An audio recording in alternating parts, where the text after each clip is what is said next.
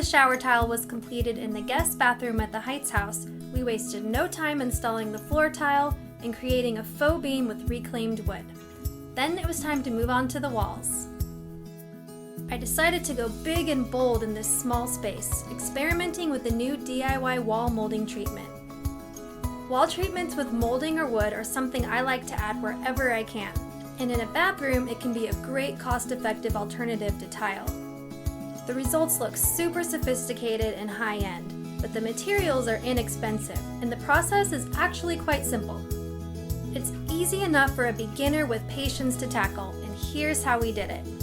I found these 1.5-inch wood lattice strips in the trim aisle at Lowe's for less than $1 a foot, and they came in 10-foot lengths, which we needed for our tall ceilings.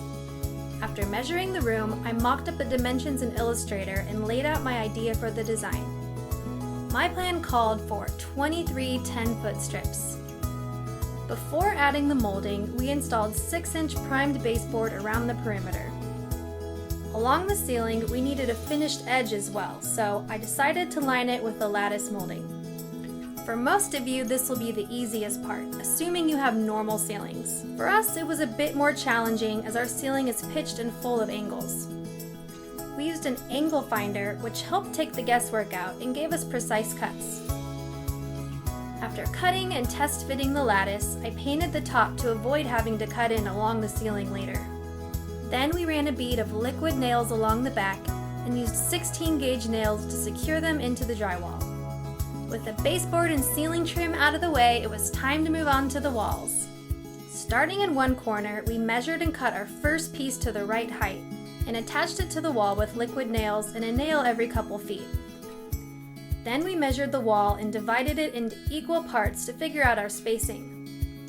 Since each wall was a different width, the spacing varied a little bit, ranging from around 26 to 30 inches. We also had to make sure the vertical strips were centered on prominent features like the window and vanity. Then we just worked our way around the room, measuring and drawing a level vertical line, then cutting each piece to fit and lining it up. This part took us a full afternoon, but it was a very straightforward process. Now it was time to attach our horizontal pieces. Since these would wrap all the way around the room, they had to match up. So we spaced them evenly on our focal wall and marked our locations. For our walls, these ended up spaced around 25 inches apart. There's more cutting, measuring, and nailing involved here, but the process is exactly the same. After a couple days of work, all of our molding was installed.